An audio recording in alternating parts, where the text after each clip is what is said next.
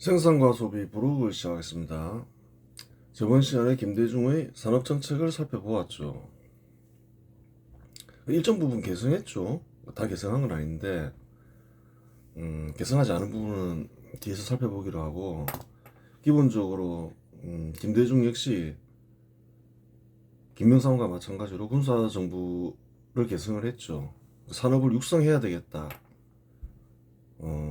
그래요. 그런 뜻은 그대로 개성했어요. 군사정부가 육성한 산업, 뭐 중화공업이건 뭐 IT 산업이건 개성해서 육성하려 했죠. 그래요. 그 다음에 복지 정책을 살펴보아야 되겠죠. 1961년 생활보호법을 폐지하고 1999년 국민기초생활보장법을 제정했다. 생활보호법은 대상자를 선정할 때 노인, 아동, 임산부, 장애인 등 인구학적 기준으로 보호대상을 정했다. 반면에 보호대상을 가구의 소득 인정액이 최저생계비 이하인지 여부로 판단한다. 개정된 법에서는 그렇게 판단하죠.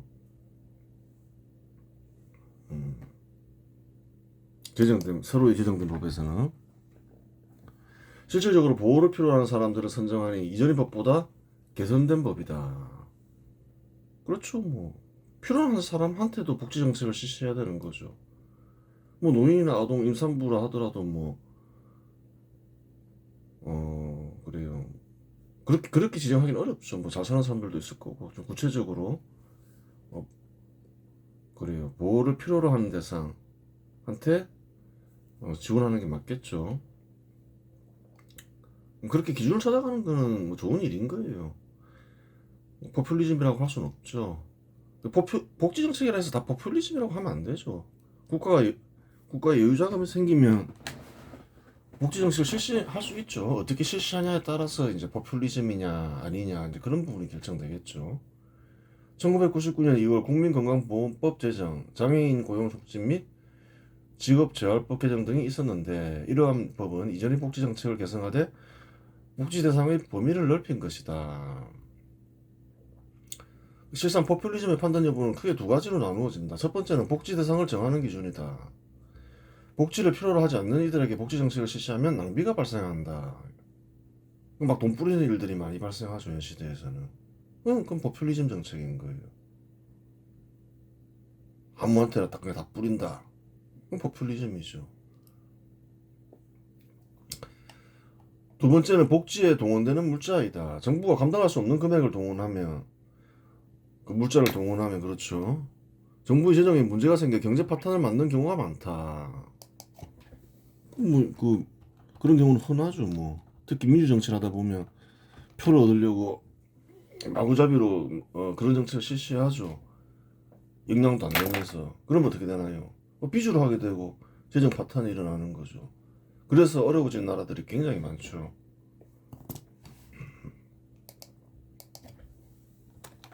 대표적인 국가들로 그리스, 아르헨티나, 베네수엘라 등이 있다. 물론 이러한 재정 문제는 미래도 고려하여 집행되어야 한다. 현재는 가능해도 미래는 불가능해질 수 있기 때문이다. 뭐 대표적인 사례가 국민연금이다. 그 설계가 잘못되면 그때는 이제 실시가 가능하니까 실시했겠죠. 설계를 잘못해 놓으면 이제 미래의 문제가 되는 거예요. 그래요. 포퓰리즘이 전혀 없는 정부는 없죠. 안 하려고 해도 실수를 하게 되고, 그런데 전체적인 기조를 보고 이 정부가 포퓰리즘 정부냐 아니냐를 판단하는 거죠. 그렇게 되는 거예요. 이 정부의 근본적인 성격이 뭐냐. 실수를 할 수는 있는 거예요. 대체적인 기조를 보는 거지. 김대중 정부 때까지도 전두환의 참된 복지 정책은 개선되었다. 뭐 기본적으로는 개선되었죠. 정부의 건전 재정 속에서 복지 정책을 실시하는 것이 전두환의 복지 정책이다. 이런 거는 그때까지는 또 개선됐다는 거예요. 뭐 빚내서 복지하자 뭐 그런 건 아니었다는 거예요. 1998년에서 1999년 기업 금융 구조조정에 막대한 공적 자금이 투입되면서 재정 적자가 크게 발생했다. 하지만 이는 어쩔 수 없는 일이기도 했다. 2000년에서 2001년 산업이 정상화되면서 적자 폭이 감소했고, 2002년에서 2003년에는 흑자를 달성했으니 재정 건전성을 유지하면서 복지 정책이 확대되었다고 판단할 수 있다. 그래요. 아, 산업정책인데 일종의 군사정부가 실시했던 산업정책과는 정반대의 산업정책이 실시가 돼요. 근대국가와 수립 반발 세력 인사들이 주장하는 산업정책이 시행이 되는 거예요. 이건 개성한 게 아니죠. 그래요. 1987년 공정거래법에 출자 총액 제한 제도가 처음 도입되었다. 다른 계열사의 순자산의 40% 이상 투자할 수 없게 했다. 이건 왜 그런가요? 이거는 이제 봐야 되는 거예요. 순자산의 40% 이상을 투자하지 마라. 계속 투자하지 말라는 거예요. 어떤 경우에 그런 경우가 있을까요?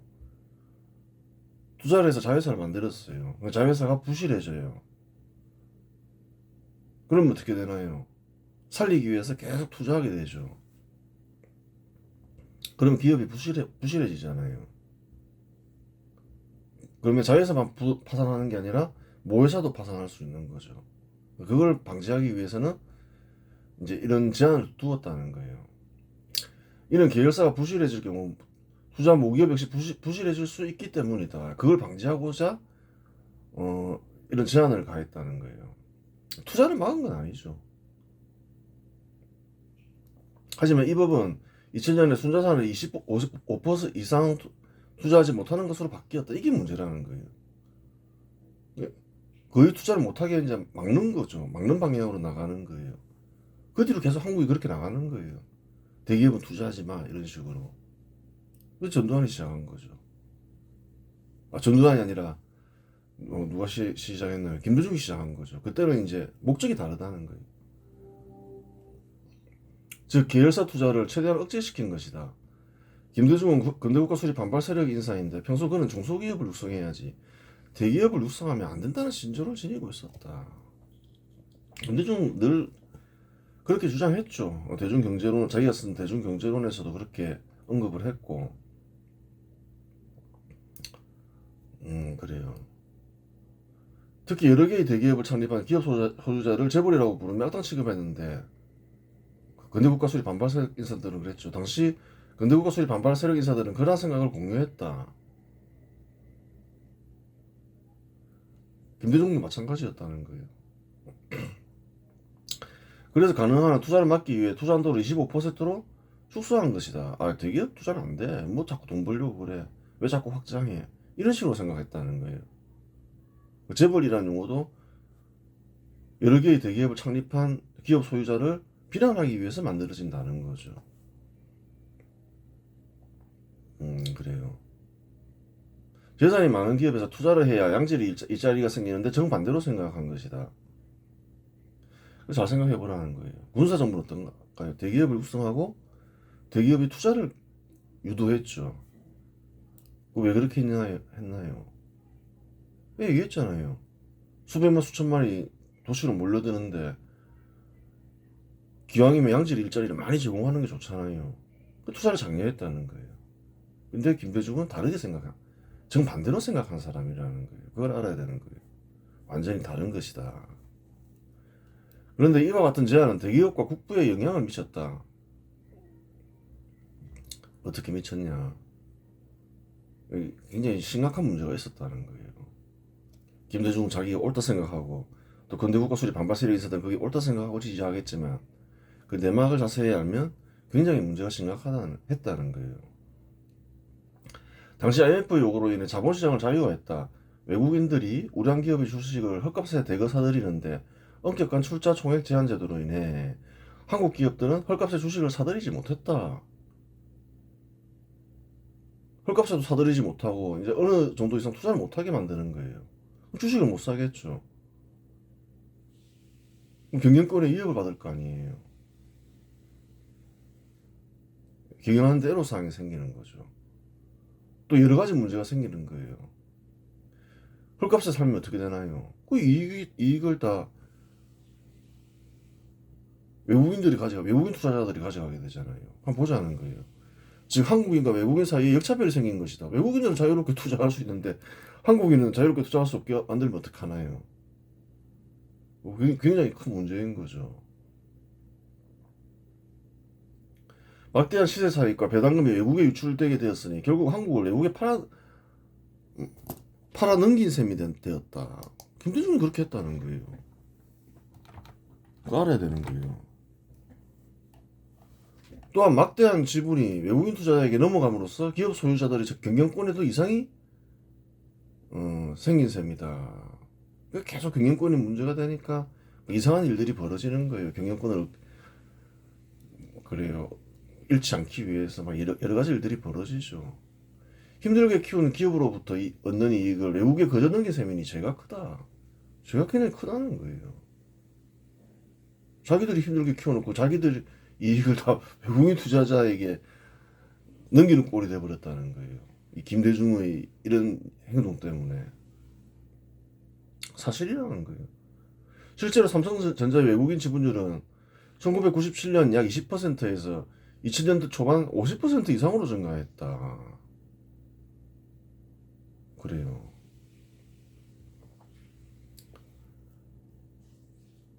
김대중이 이런 조치를 취하고 막 이러면서 또 자본이 자유화 되면서 겹친 거죠.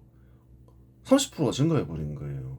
1998년 3만 원대였던 삼성전자는 2017년 액면 분할전 256만 원까지 올랐다. IMF 때는 한 3만 원 정도밖에 안 했다는 거예요. 이 시기에는 256만 원까지 올랐다는 거예요. 시세 차익이 얼마인가요? 시세 차익만 있는 게 아니라는 거예요. 삼성전자는 분기별로 배당금을 지불했는데 1년에 배당금을 4만 원 정도 지급했다. 2017년에 되면 그 정도 되죠. 그럼 뭐 4만 원에 산 사람은 배당금만 받아도 따블이 나잖아요. 1998년에 4만 원에 산 이는 2010년대 이후 배당금만 받아도 주가가 2배 오른 효과를 얻은 셈이다. 2000년까지 50%가 이미 확보됐다는 거예요. 외국인들에 의해서. 소유주는 중간에 바뀔 수는 있겠지만 결국 4만 원에 사서 배당금을 4만 원 얻는 셈이 된 거죠. 계속 50%가 유지됐잖아요. 그래서 국부가 얼마나 큰 손실이 발생했나요? 발생하고 있나요? 또 지금 현재 김대중 때문에 괜히 뭐 나라를 팔아넘긴 게 아니다. 그 얘기를 하는 게 아니라는 거예요. 근거를 가지고 얘기하는 거죠. 1998년에 4만 원에 산 이는 2010년대 이후 배당금만 받아도 주가가 2배 오른 효과를 얻는 셈이었다. 그렇게 결국 됐다는 거예요. 그때 50% 이미 확보했잖아요. IMF 때 저가에. 외국인들 간에 바뀔 수는 있어도 계속 50%가 유지됐잖아요. 계속 빠져나가는 거죠. 현대자동차, 포스코, SK텔레콤 등 우량 기업들은 대부분 삼성전자와 같은 처지가 되었다. 그것도 다 그랬지 뭐. 그때 다 저가였죠. IMF 때는. 현대자동차도 한 2만 원 했는데 지금 한 얼마쯤 한 20만 원 넘어가잖아요. 2017년에 한 16만 원 했지만. 그때 이제 외국인 지분율이 2000년대 되면 우량 기업들은 다 50% 이상이 돼버리죠. 순식간에. 포스코 60%, SK텔레콤 40%. 괜히 뭐 어떤 사람을 차별하기 위해서 한국을 외국에 팔아넘긴 셈이다. 비하하기 위해서 그렇게 얘기하는 게 아니라는 거예요. 결과를 보라는 거예요.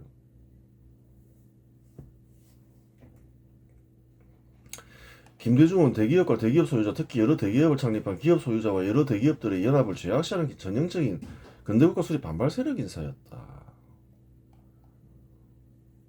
대표적인 인물이죠. 그래요.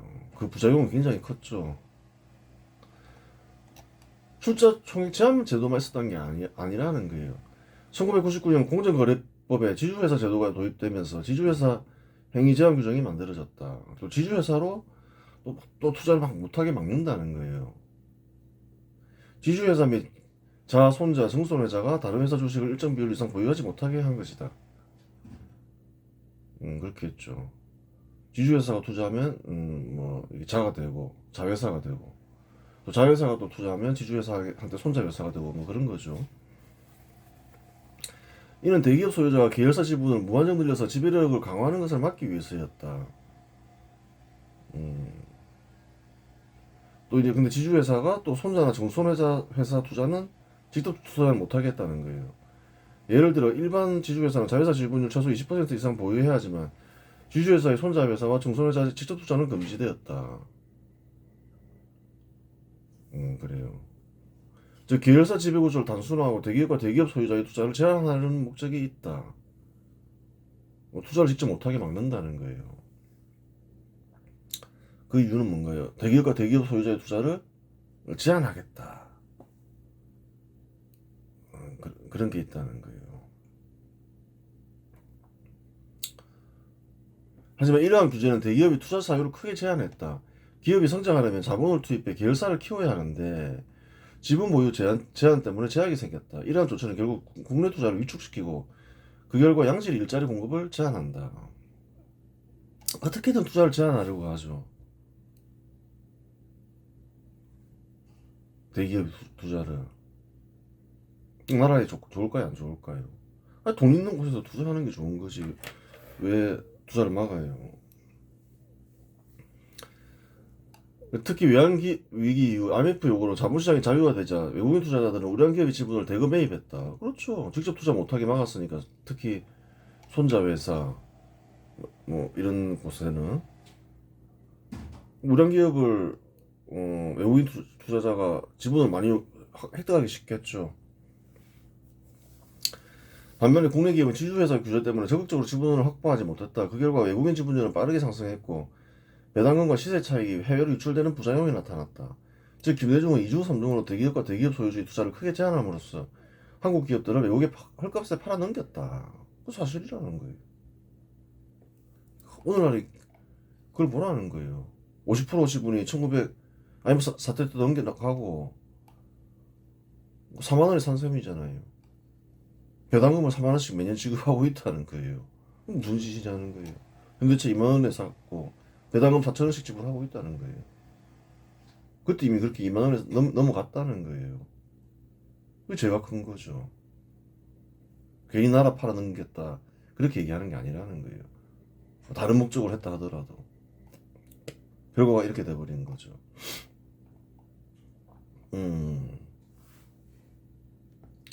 1999년 공정거래법 개정으로 지주회사 제도가 도입되면서 금산분리 원칙이 본격적으로 제도화되었다. 이는 비금융회사가 금융회사를, 금융회사가 비금융회사를 지배하지 못하도록 한 것이다. 즉 산업자본이 은행이나 보험사를 소유해 자금을 독점적으로 활용하는 것을 막기 위해서였다. 너 금산분리를 하죠. 이것도 좀 봐야 되는 거예요.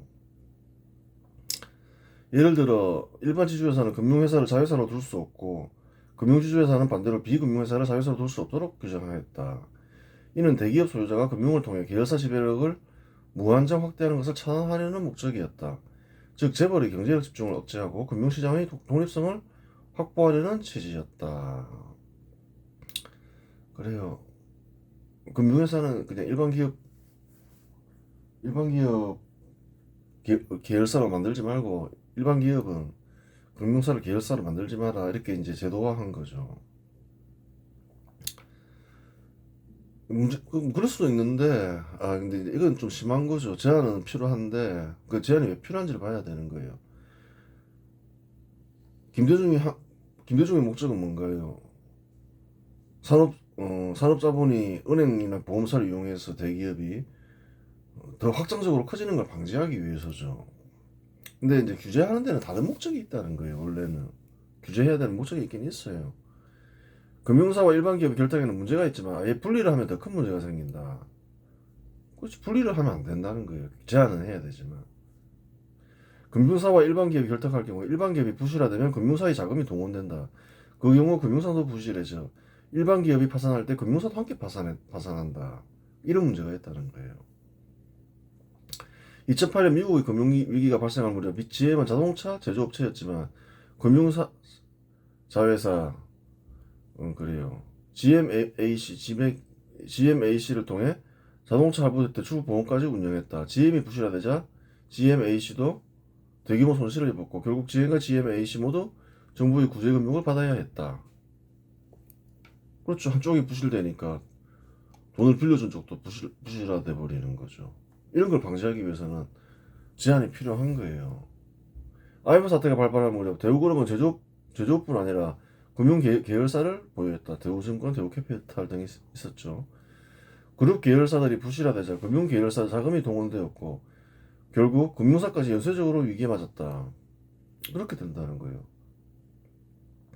따라서 금융사가 일반 기업에 투자할 때나 일반 기업이 금융사에 투자할 때 금융사가 일반 기업에 대한 지원은 철저히 금지되어야 한다. 그 이유는 금융사기 동원에는 금융사가 동원하는 자금은 일반 개인이나 다른 기업의 재산이 대부분이기 때문이다. 즉 계열사에 대한 투자나 대출은 금지되어야 한다. 그 계열사의 투자나 대출은 금지되어야 되겠죠, 당연히. 당연한 거예요, 그거는. 은행이 있어요. 예를 들어서 어떤 대기업이 은행을 만들었어요. 은행이 대기업에 투자하면 되나 안 되나요? 안 된다는 거예요.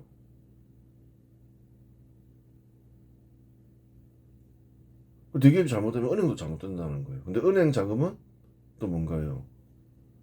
일반 개인과 기업들의 재산이잖아요. 이거 다 중요하잖아요. 투자를 못하게 해야 되는 거예요. 어떠한 방식으로든 간에. 단 금융사는 허용돼야 해야 되는 거예요. 분리는 잘못했다는 거예요. 왜 그런가요? 아니 경쟁을 해야지 생산성도 올라가고 또 고객들이 서비스도 좋아지는 거 아니에요. 왜 완전히 금지하면 잘못된 거죠. 근데 김대중은 완전히 금지해버린 거죠. 그거 잘못된 거예요. 제한은 해야 되지만. 하지만 금산불이를 제도화하면 그 피해는 국민과 기업에게 돌아간다. 금융사들 역시 경쟁을 해야 국민과 기업이 혜택을 입는다. 예를 들어 금융사들이 경쟁을 하면 예금금리는 상승하고 대출금리는 하락한다. 그렇죠. 경쟁을 해야지 예금금리가 올라가고 대출금리 하락할 거 아니에요. 따라서 금산불이를 통해 금융사들의 경쟁을 최대한 억제하는 일은 잘못된 일이다. 잘못된 일이죠. 그리고 또 어떤가요? 기업들을 진출하게 하면 그 양질 일자리가 생기잖아요. 왜 진출을 막아요? 그 잘못된 거죠. 다른 이제 이러한 부작용이 있으니까 연쇄부도의 위험이 있으니까 음, 이것을 막아야 되겠죠. 금융사들은 국민의 재산을 관리하기 때문에 전면적인 경쟁을 허용할 수는 없다. 그렇죠. 금융사가 부실해지면 국민들의 재산에 손상이 발생하기 때문이다. 따라서 규모를 제한함으로써 금융사의 경쟁에 제한을 가할 수는 있다. 즉 일정 이상의 자금을 투자할 때 금융사를 설립할 수 있게 하면 된다. 그러니까 아무나 설립할 수 있게 하면 또 안 된다는 거예요. 경쟁이 너무 과열되면 또 파산할 수가 있잖아요. 근데 너무 강하게 제한하면 또 어떻게 되나요? 국민들이 피해 본다는 거예요. 예금금리 낮아지고 대출금리 높아지고. 그걸 잘 판단해서 판단하기 어렵지 않죠. 수익률이 어느 정도 나느냐 얘네들이 그거 계산해 보면 너무 많다. 큰 위험도 없는데 일정한데 그렇게 생각하면 낮춰야 되는 거죠. 더 경쟁을 시켜야 되는 거죠. 그렇게 되는 거예요.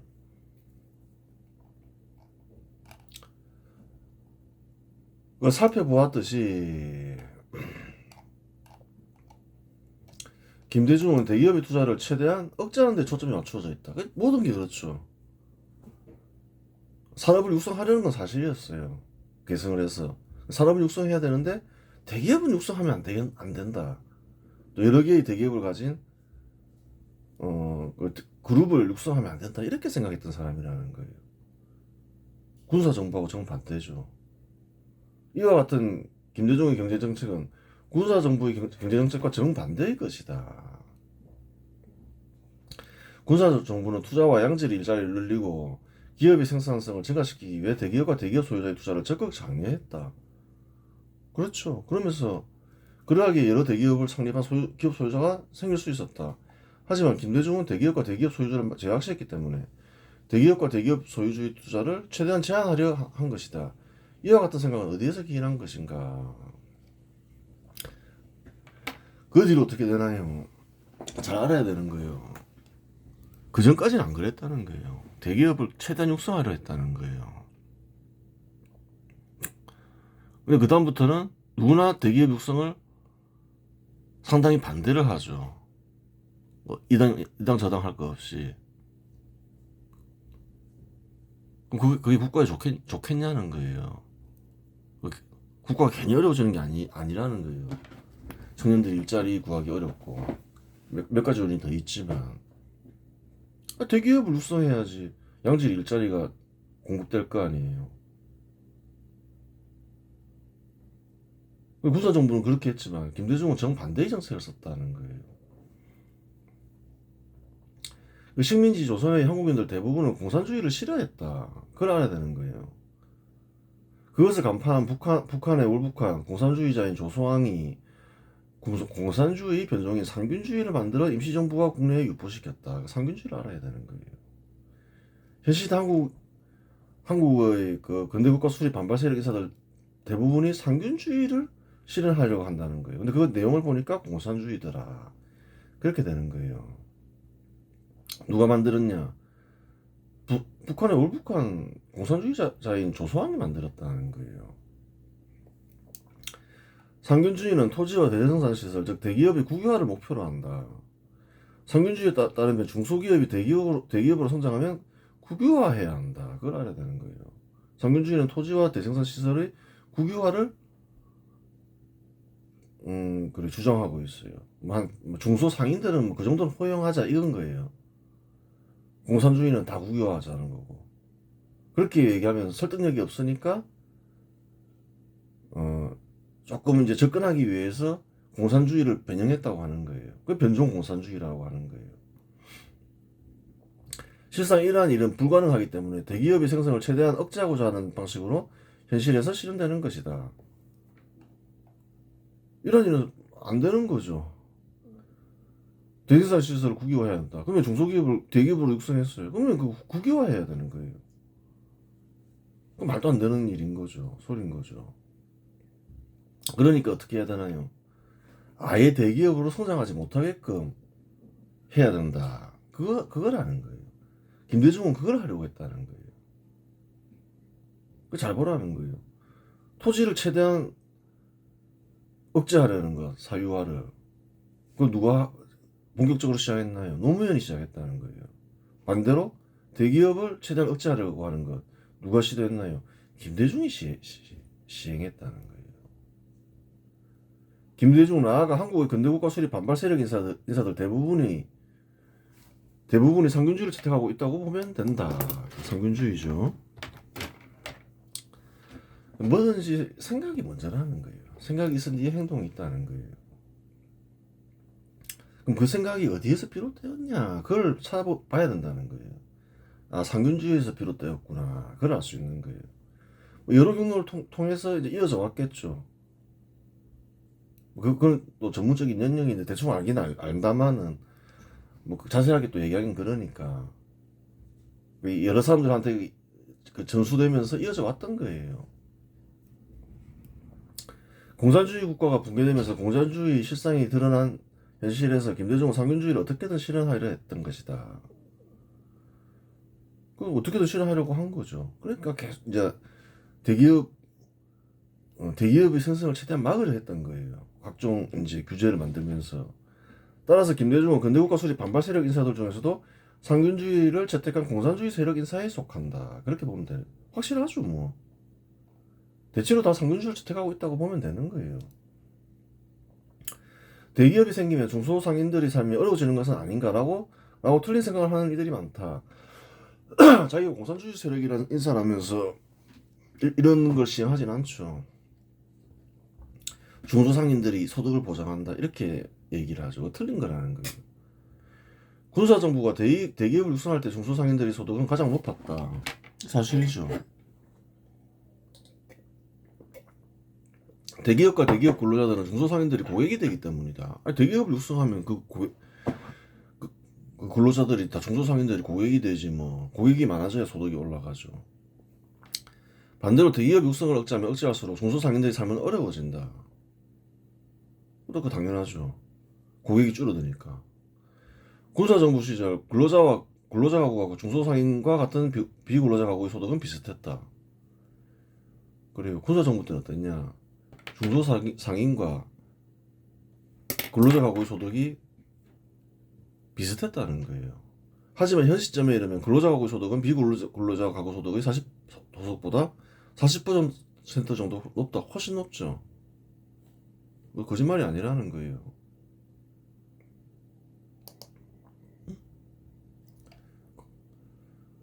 군사정부 때는 비슷했다는 거예요. 조금 더 높거나 비근로자 가구가 비슷비슷했어요. 근데 2024년 되면 어떻게 되나요?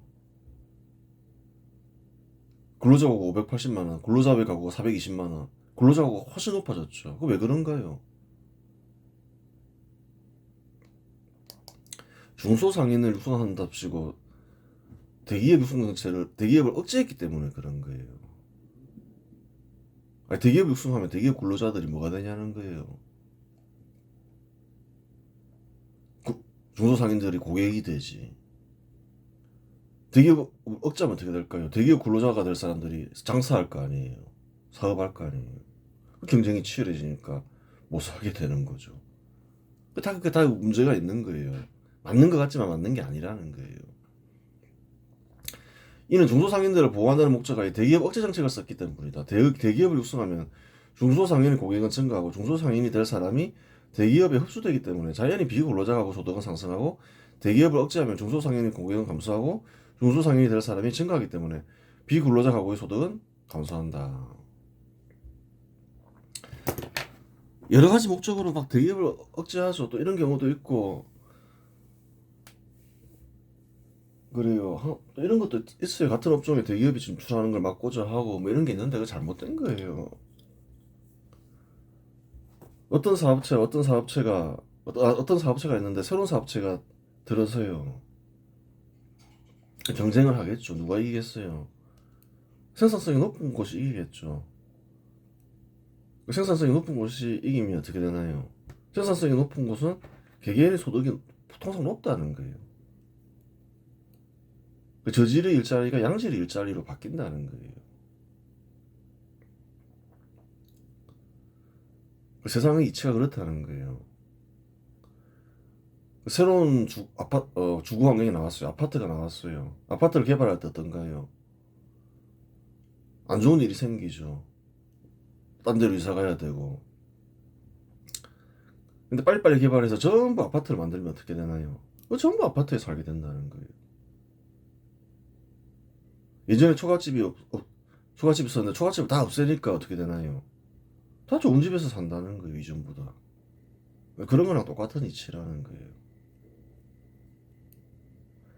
이번 시간에서 마치겠습니다.